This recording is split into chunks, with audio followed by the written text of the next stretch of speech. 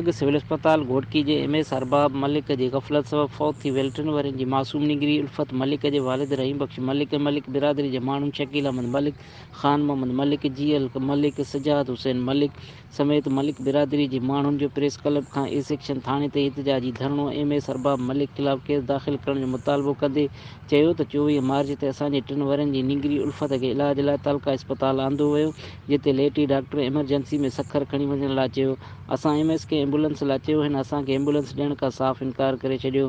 असांजी न्याणी अस्पताल में इलाज न थियण करे तड़पंदे फ़ौत थी वई। MS खे ॿीहर लाश खणी वञण लाइ चयो, पर हुन इनकार कयो। जॾहिं त अस्पताल में 2 एम्बुलेंस ऐं ड्राइवर मौजूदु हो। MS ارباب मलिक जी लापरवाही सबबि असांजी न्याणी फ़ौत थी आहे।